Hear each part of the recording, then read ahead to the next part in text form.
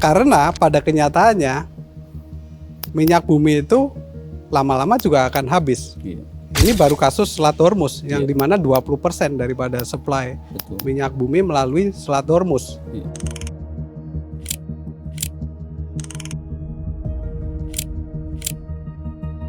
Indonesia belum terlambat, kita harus menyiapkan sejak dini orang-orang SDM yang mengerti benar bagaimana mengembangkan energi baru, energi terbarukan. Sejauh apa Pak persiapan untuk menuju ke sana, penyiapan SDM tersebut?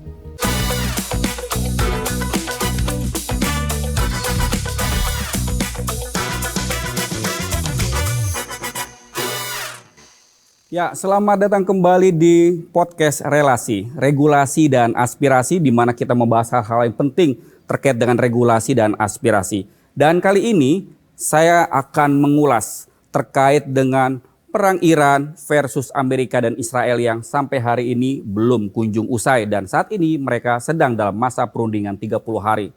Walaupun di masa perundingan ini tetap saja Selat Hormuz masih diblokade. Dan ini berdampak kepada berbagai negara dan ekonominya. Dan mungkin di berbagai podcast atau berbagai talk show sudah membahas bagaimana dampak Selat Hormuz terhadap ekonomi di sektor A, B, C, D, dan lain sebagainya. Tapi kali ini pembahasan saya tentu saja berbeda dengan yang lain. Saya akan membahas bagaimana Selat Hormuz ini juga berdampak terhadap talenta-talenta di masa depan. Ada talenta yang terdistrupsi dan ada talenta baru yang akan tercipta. Dan untuk membahas talenta ini, saya sudah mengundang orang yang sangat spesial dan sangat paham terkait dengan hal ini. Siapa lagi kalau bukan Bapak Samuel Kusumo Cahyo, Rektor dari Swiss German University. Ya baik Pak Samuel, ini kan Selat Hormuz ya, ini mengganggu pasokan minyak bumi dunia. Sehingga kemudian dampaknya terjadi di berbagai negara termasuk di Indonesia. Kita tahu bahwa awal bulan lalu ya terjadi kenaikan, itu bulan ini terjadi kenaikan yang cukup signifikan juga terhadap BBM. Bagaimana Bapak melihatkan itu dan menghubungkannya dengan talenta yang kita butuhkan? Baik, jadi isu geopolitik terkait dengan Selat Hormuz ini kita semua sudah tahu bahwa ini sangat mengganggu supply chain dari minyak bumi ya, dan gas alam tentu saja. Dan ini harusnya menimbulkan pertanyaan bagi kita semua, apakah kita ini hidup kita tergantung dari minyak bumi gitu Pak? Betul. Karena pada kenyataannya minyak bumi itu lama-lama juga akan habis. Ini baru kasus Selat Hormuz yang dimana 20% daripada supply minyak bumi melalui Selat Hormuz. Baru 20%. Tapi kalau minyak bumi habis, pertanyaannya gitu, kita bisa hidup nggak di muka bumi ini? Itu kan pertanyaannya demikian. Jadi kita perlu menyiapkan talenta-talenta, dalam hal ini SDM yang menguasai bagaimana mengembangkan energi baru dan energi terbarukan. New and renewable energy. Sehingga hidupan kita ini di masa yang akan datang tidak sepenuhnya tergantung minyak bumi. Memang saat ini kita menikmati ya dengan adanya bensin, diesel, kita bisa naik mobil bensin, diesel. Tapi bukan terus seterusnya Pak, kita bisa naik mobil bensin, diesel dan seterusnya. Perlu dipikirkan deh. Nah itu mulainya dari menyiapkan SDM Pak. Penguasaan teknologinya. Di negara-negara maju mereka mungkin sudah lebih siap dari Indonesia, tapi Indonesia belum terlambat, kita harus menyiapkan sejak dini orang-orang SDM yang mengerti benar bagaimana mengembangkan energi baru, energi terbarukan. Ditambah Indonesia juga kan mengimpor minyak cukup besar hari ini Pak ya. Besar. Sebelumnya kita masih bisa ekspor, sekarang kita impor lebih banyak daripada sebelumnya. Nah, Bapak melihat bahwa tadi butuh SDM yang betul-betul paham tentang renewable energy. Nah, sejauh apa Pak persiapan untuk menuju ke sana, penyiapan SDM tersebut? Nah, kalau kami dari universitas ya Pak ya. Kami di SGU tahun 2014, jadi sudah kira-kira 12 tahun yang lalu kami itu sudah membuka jurusan atau konsentrasi yang disebut renewable energy and environment. Jadi energi baru terbarukan dan juga mengenai keberlanjutan lingkungan. Ini sudah kita pikirkan dari 12 tahun yang lalu. Jadi tujuannya saat itu adalah menyiapkan SDM yang mengerti bahwa manusia tidak bisa hidup dari minyak Energi bumi yang fosil, semakin betul. lama semakin habis. Nah, itu kami siapkan kurikulumnya, kami siapkan pengetahuan mengenai pengembangan energi baru terbarukan. Nah, kami berpartner dengan satu universitas di Jerman, itu Ernst AB Hochschule Jena atau EAH Jena University of Applied Sciences di Jerman untuk program double degree. Jadi mahasiswa kami belajar 3 tahun di SGU di Indonesia dan 1 tahun di Jerman, belajar khusus mengenai renewable energy dan lingkungan. Nah, ini kita sudah siapkan. Nah, kita berarti sudah meluluskan lulusan-lulusan jurusan ini dan mereka sudah berkarir di bidang renewable energy dan harus lebih banyak lagi, Pak, di Indonesia ini anak-anak muda yang kita siapkan. Karena kita bukan bicara tahun ini, kita bicara tentang nanti 5 tahun ke depan, 10 tahun lagi. Dunia akan berubah begitu cepat, sehingga perlu disiapkan lulusan-lulusan yang mengerti ini sehingga ini untuk keberlanjutan kehidupan kita di atas muka bumi ini, Pak. Saya agak penasaran tadi. Jadi Pak Samuel di SJU sudah membuat jurusan ini selama 12 tahun sebelumnya. Jadi sudah banyak lulusan dari. Kira-kira apa aja Pak yang dipelajari? Yang dipelajari sebetulnya yang pertama tentu saja basic science itu ada matematika, fisika, kimia, biologi. Jadi basicnya sainsnya dulu nih, Sainsnya di semester awal lah ya. Semester awal itu kan pasti umum ya. Ini karena jurusan teknik kan, Pak, Karena ya. jurusan teknik, betul. Jadi harus tertarik. Base-nya harus punya. Base-nya punya fisika, kimia, biologi, matematika. Nah, setelah itu kita mulai di tahun kedua ajarkan dia mengenai bagaimana mengembangkan energi baru terbarukan itu. Kemudian mengenai lingkungan juga gitu. Karena kita tahu bahwa pembakaran minyak bumi menghasilkan karbon dioksida ya, Pak, ya. Betul. Itu kan akan menyebabkan juga masalah iklim juga.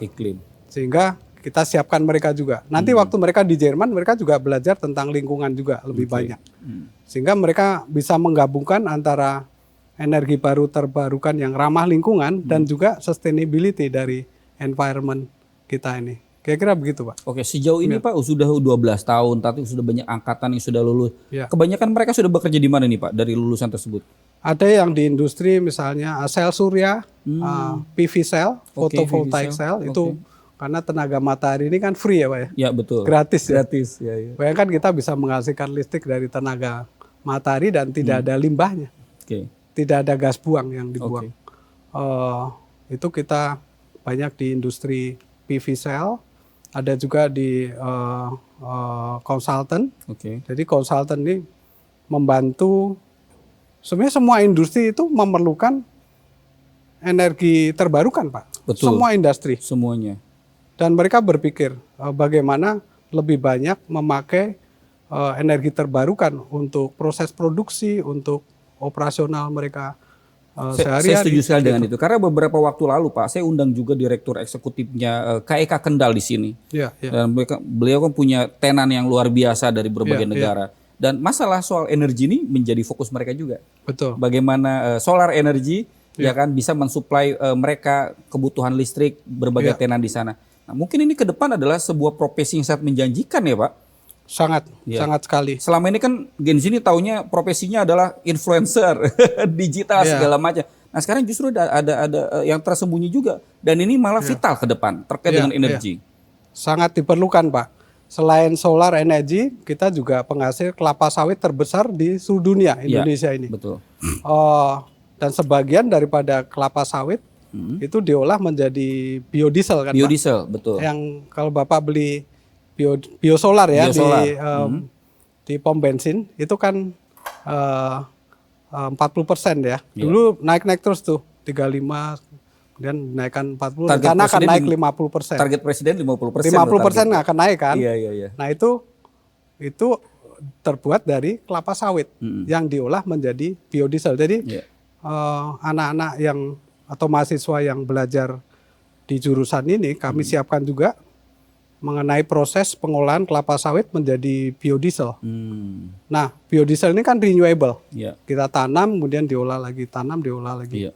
Nah, Artinya tidak akan ada habisnya selama itu bisa ditanam. Selama bisa ditanam. Kalau minyak bumi kan drilling. Kalau minyak bumi drilling terus, udah nggak ada, habis lama-lama. kosong. Iya. Iya, Gas iya. juga sama. Betul. Diambil terus lama-lama habis. Nah, satu lagi mengenai lingkungan, terkait lingkungan ini Pak. Banyak orang bertanya mengenai masalah plastik ya gitu ya. Nah, di jurusan kami ini juga kami siapkan anak-anak mengerti mengenai pemakaian plastik ini. Jadi karena isu geopolitik Selat Hormuz, harga plastik ikut naik kan, gitu. Kan orang bertanya minyak bumi yang naik, kenapa plastik naik? Nah, jadi kita ajarkan ke mahasiswa bahwa plastik ini terbuat dari minyak bumi, bahan dasarnya minyak bumi. Oh iya. Jadi minyak bumi itu kalau di drilling, setelah dipurifikasi, kemudian dilakukan proses distilasi untuk memisahkan hasilnya. Ada bensin ada diesel, nafta, ada aspal mungkin yang residu yang solid ya, macam-macam Pak itu. Nah, plastik ini dari? Plastik ini dari nafta. Dari nafta. Jadi minyak bumi tadi menghasilkan berbagai macam bensin, diesel, salah satu ini nafta. Nafta ini diolah menjadi etilena, propilena, kemudian diolah lagi menjadi polietilena. Itu nama kimia dari plastik. Misalnya tar plastik itu polietilena. Dibuat dari etilena, etilenanya dari nafta. Nah, ada lagi polipropilena, itu misalnya botol plastik yang untuk di dapur itu ada packaging. Itu juga asalnya dari nafta kan Pak. Makanya kemudian minyak terhambat di Hormuz, ini juga menyebabkan harga plastik naik karena bahannya dari minyak bumi. Dari minyak bumi. Nah, sekarang pertanyaannya adalah plastik ini kan dianggap bahan yang tidak ramah lingkungan. Ya, sulit dihancurkan. Sulit. Jadi mahasiswa kita ajarkan bahwa plastik ini perlu waktu terurai kira-kira bisa ratusan tahun, bisa 300, 400, 500 tahun. Nah, tidak seperti sampah organik ya Pak ya, diurai bakteri, kemudian terurai gitu kan ya. Ini perlu waktu ratusan tahun mencemari lingkungan. Belum lagi yang berwarna. Dibuang, berwarna belum lagi itu. Beda lagi tuh. Beda lagi. Belum lagi yang dibuang ke sungai. Ke sungai, kemudian masuk laut jadi mikroplastik. Ukurannya milimeter, mikrometer, kecil. Ini mencemari sungai kita, laut kita, tanah. Dan apa hubungan dengan kelas tadi di SGU? Kan kita bicara tentang sustainability, bicara tentang lingkungan. Kita membawa mahasiswa dalam satu diskusi, bagaimana kalau kita tidak pakai plastik? Ternyata nggak mudah, nggak bisa. Nggak bisa ternyata, benar-benar dibutuhkan. Seperti di Jerman nih Pak, tahun 90-an mereka sudah tidak memperbolehkan memakai botol plastik untuk air minum dalam kemasan. Digantilah dengan botol gelas. Atau kaca. Tapi beberapa tahun nggak bertahan, akhirnya sekarang kalau Bapak ke Jerman balik lagi mereka pakai botol plastik. Karena tidak mudah mengganti botol gelas, konsumennya harus balik lagi untuk beli air mineral, membawa botol kosong dikembalikan dan seterusnya, nyucinya dan seterusnya. Dan kemudian jumlah gelas juga mungkin lebih sedikit dari plastik ya. Plastik itu kan bisa berlimpah di produksinya, produksinya cepat. Sehingga nggak sustain nih Pak. Nggak sustain. Akhirnya di dunia ini hampir seluruh negara, ya udah plastik nggak apa-apa, tapi tolong ini bisa dikurangi pemakaiannya Pak. Jadi kita tidak bisa hindari, tapi bisa kurangi. Ya, kurangi, reduce. Jadi pertama. Reduce. Yang kedua, reuse.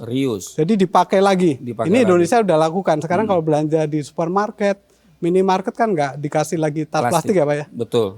Mereka ganti dengan tas belanja. Nah tas belanja itu sebenarnya plastik juga Pak. Plastik juga sebelumnya. Polipropilen itu. Itu terbuat dari plastik, tapi kan bisa dipakai berulang kali. Konsepnya gitu. Jadi bukan plastik yang tas plastik yang sekali pakai kemudian dibuang kan. Nah itu reuse. Yang terakhir recycle. Nah, recycle ini kita mendaur ulang plastik itu. Nah, ini Pak Sukri, tidak kebetulan nih. Kemarin hari Minggu, Provinsi DKI Jakarta kan mereka menyatakan bahwa di Jakarta ini setiap rumah harus memilah plastik, Pak. Nah, itu bagian 3R tadi itu ya?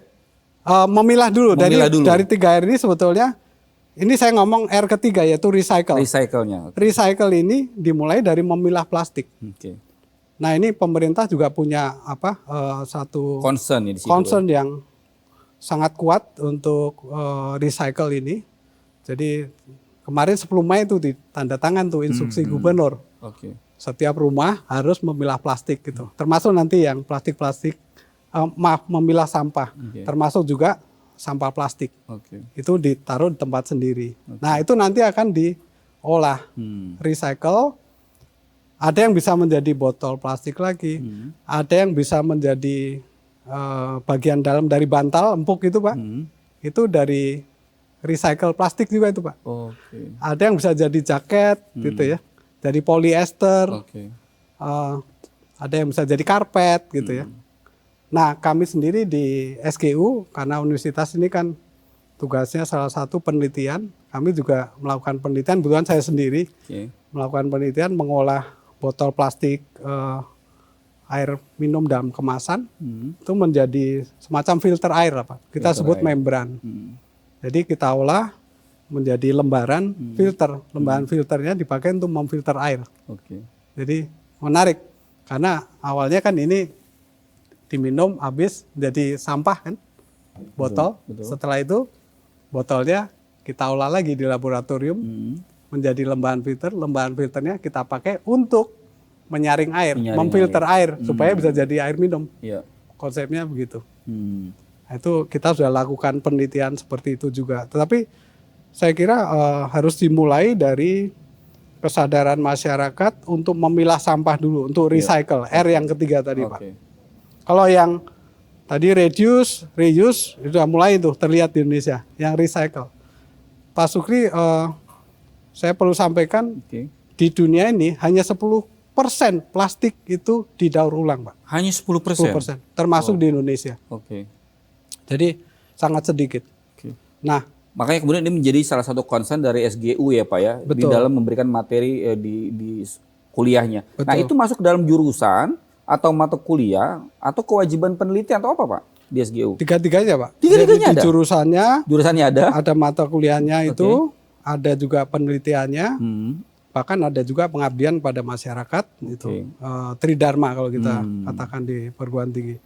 Tapi sebetulnya bukan hanya jurusan renewable energy and environment Pak. Jadi kembali ke masalah tadi minyak bumi, lingkungan, pengolahan plastik, tadi ada reduce, reuse, recycle itu juga melibatkan jurusan lain. Misalnya itu teknik industri. Pak. Teknik industri terlibat juga ya. Teknik industri ini mereka banyak belajar tentang supply chain. Nah supply chain yang tadi minyak bumi dari yang lewat Selat Hormuz dari Middle East lewat Selat Hormuz sampai Indonesia, diolah jadi BBM. Kemudian dipakai oleh konsumen, supply chain-nya. Tapi kemudian yang tadi plastik, recycle, itu sebetulnya reverse supply chain. Jadi dibalik.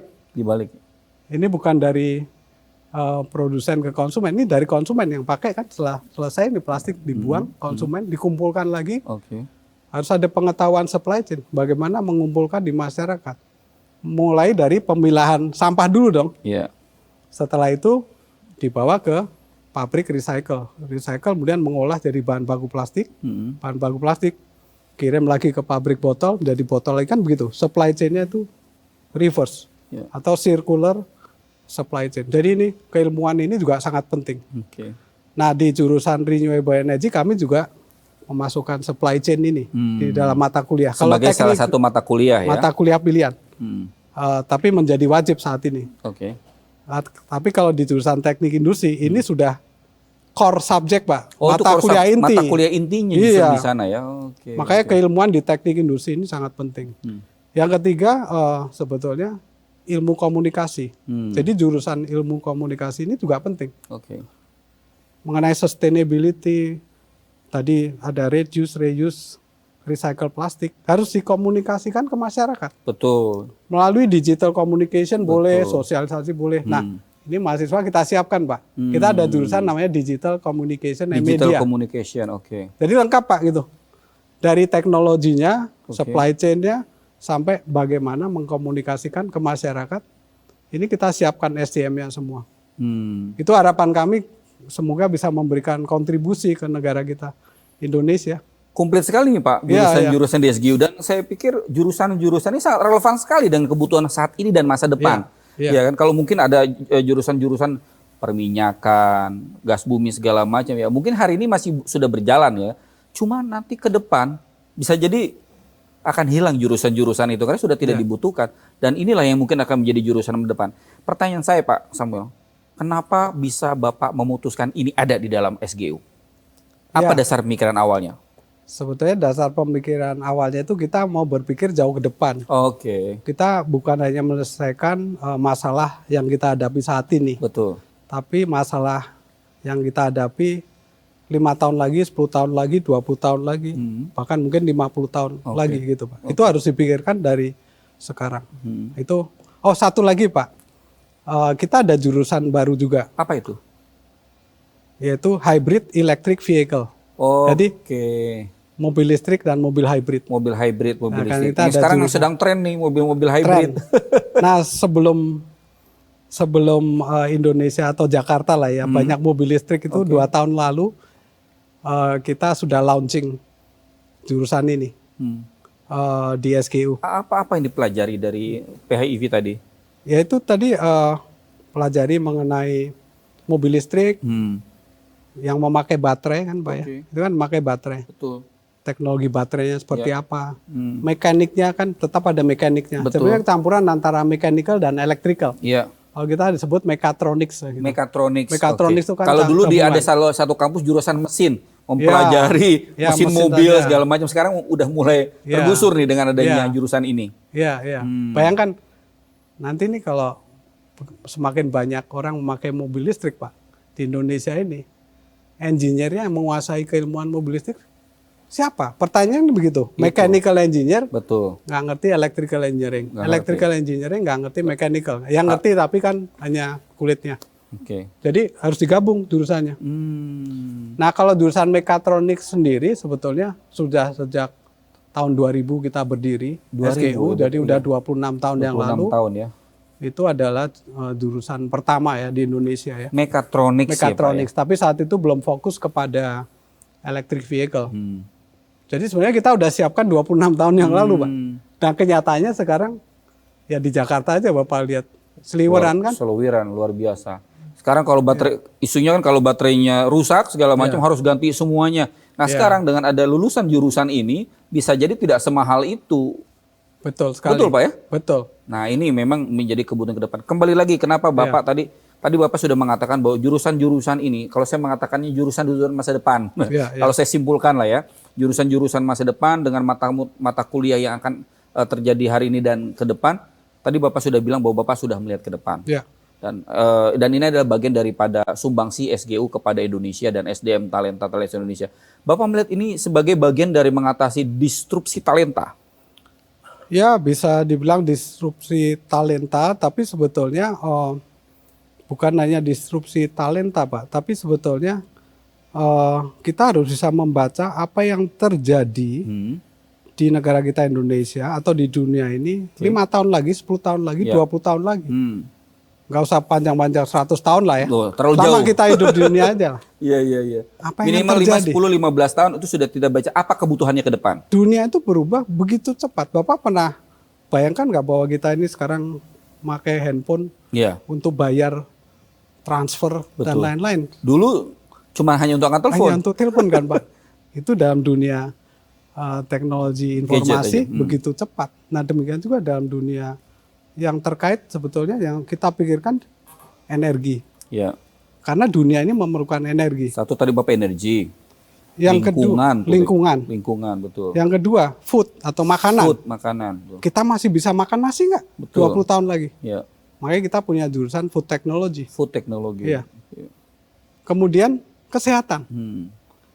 Kita ke depan ini penyakitnya tambah banyak jenisnya. Nah, ini kita berpikir tentu saja kita nggak bisa berpikir sendiri Pak. Kita banyak mengadakan FGD lah dengan pihak pemerintah, kementerian, dengan misalnya kalau kementerian terkait energi ya kita banyak diskusi dulu dengan Kementerian ESDM, Nah, salah satu pengajar kami juga dulunya mantan Dirjen ISDM, Ibu Dr. Evita Legowo. Beliau tahu benar tentang masalah energi. Di situ kami belajar. Nah, sampai sekarang beliau tetap mengajar. Kemudian masalah terkait dengan lingkungan, kami belajar dari Jerman. Partner university kami yang di Jerman, mereka mengajarkan tentang sustainability, lingkungan. Dan mereka berhasil, Pak. Mereka berhasil di Jerman itu. Jadi kita nggak berpikir sendiri sih, Pak. Apa yang terjadi 10 tahun, 20 tahun. Jadi sudah komprehensif. Ada FGD, melihat dari para pakar, kira-kira agar tidak salah membaca kebutuhan yang benar-benar dibutuhkan di masa depan. Tapi Pak, pertanyaan ini gini, seringkali kan kita mendapatkan banyak isu-isu bahwa kampus ini tidak sesuai dengan yang dibutuhkan industri. Nah, seringkali begitu kan. Masih pelajaran-pelajaran lama, mata kuliah lama, jurusan-jurusan lama yang masih dipertahankan sampai hari ini. Sementara Bapak sudah membuat jurusan masa depan dari 20 tahunan lalu. Ya, sebetulnya begini. Kalau namanya kampus atau pendidikan tinggi ya, Pak ya. Itu memang tidak semua lulusan harus bekerja di industri, Pak. Nah, kita tetap memerlukan jurusan-jurusan yang tidak bekerja di industri, misalnya bekerja di dunia pendidikan, harus ada jurusan pendidikan, ada jurusan filsafat, jurusan-jurusan yang nggak langsung mungkin terjun ke industri. Itu bagian daripada pendidikan secara komprehensif, karena negara ini nggak bisa dibangun hanya dari industri. Dari moralnya kan juga, moralnya betul, teknologi nggak bisa. Moralnya perlu dibangun. Ada jurusan terkait agama. Itu belajar tentang agama, itu juga dipentingkan untuk membangun Indonesia secara komprehensif. Sekarang juga yang diperlukan oleh industri bahkan bukan hanya IQ kan, Pak? Tapi EQ juga ya. Ya, emotional quotient-nya, spiritual quotient-nya luar bisa. Jadi kita mesti memikirkan, tapi tentang industri ini kan kebetulan kami di SKU memang mendesain gitu ya. Jurusan-jurusannya memang sebagian besar terkait dengan industri. Kenapa? Karena kita namanya kan Swiss German University. Kenapa? Karena kita menggait universitas-universitas di Jerman menjadi partner kami. Sehingga kami sebenarnya belajar dari negara yang lebih maju dari kita gitu. Kan nggak salah, Pak, belajar dari negara yang lebih maju. Betul. Mereka sudah terbukti maju. Apa sih kurikulum pendidikannya? Nah, kita adopsi. Gitu. Tapi bukan berarti yang tidak terkait industri tidak penting. Jurusan-jurusan itu tetap diperlukan untuk membangun negara kita secara komprehensif. Baik, luar biasa sekali Pak Samuel. Saya sebenarnya ingin mengulas lebih banyak lagi. Mungkin bisa 2-3 jam kita diskusi soal ini. Karena menurut saya jurusan-jurusan ini sangat menarik. Perlu didetailkan lagi. Tapi ini sebuah keberuntungan bagi Indonesia bahwa ada kampus yang juga memikirkan tentang industri di masa depan. Betul bahwa tidak semua kampus harus menuju ke sana, karena memang kita membutuhkan moral, agama, untuk kebutuhan EQ, dan SQ-nya juga bukan hanya IQ. Tapi artinya kita sudah mulai menyiapkan SDM yang kita hadapi ke depan. Terakhir Pak Samuel, apa yang ingin Anda sampaikan? Mungkin kepada government sebagai regulator, kemudian kepada masyarakat, terkait dengan masalah Selat Hormuz dan talenta untuk masa depan. Ya, saya kira kita perlu tahu bahwa manusia sekali lagi tidak bisa hidup tergantung dari minyak bumi. Itu kita perlu sadar dulu, sadari sama-sama. Selain itu minyak bumi juga kalau dibakar menghasilkan karbon dioksida. Jadi ayo kita mengurangi pemakaian minyak bumi, sebetulnya itu ajakan kami. Nah, pihak pemerintah sudah memiliki komitmen untuk mengurangi pemakaian minyak bumi. Jadi kita dukung. Nah, masyarakat yang menjadi pelaku-pelaku ekonomi juga di Indonesia, menangkap nggak? Gitu. Nah, itu yang kami dari perguruan tinggi, kami mengajak, ayo kita sama-sama menyadari bahwa hidup kita ini nggak boleh tergantung minyak bumi itu dulu, dan kemudian hidup kita ini ada di muka bumi yang harus kita jaga. Lingkungan ini harus kita jaga sama-sama. Jadi saya berharap kita semua harus belajar, setiap masyarakat harus belajar melalui semacam ini. Kita sebenarnya belajar ya Pak, saya sendiri juga terus belajar sehingga kita bisa tahu apa yang harus kita lakukan supaya nggak tergantung minyak bumi dan menjaga lingkungan bumi kita ini supaya nyaman ditinggali sampai anak cucu kita. Itu mungkin pesan saya. Baik, luar biasa sekali. Jadi universitas, kampus, lembaga pendidikan tidak hanya berada di Menara Gading yang sangat tinggi dan jauh dari realitas. Saya melihat dengan ada SGU benar-benar melihat apa yang terjadi di masyarakat hari ini dan di masa depan dan menyiapkan, bertanggung jawab menyiapkan talenta-talenta kuatnya agar mereka juga siap menghadapi perubahan-perubahan yang sangat cepat dan luar biasa. Sekali lagi terima kasih banyak Pak Somel atas waktunya sudah berbagi kepada kami semua. Mudah-mudahan ini menjadi insight menarik buat para penonton podcast Relasi. Sekali terima kasih banyak Pak Samuel. Terima kasih. Kita jumpa lagi dalam relasi-relasi yang berikutnya yang tentu tidak kalah menarik. Saya Sukira Mutul undur diri, sampai jumpa.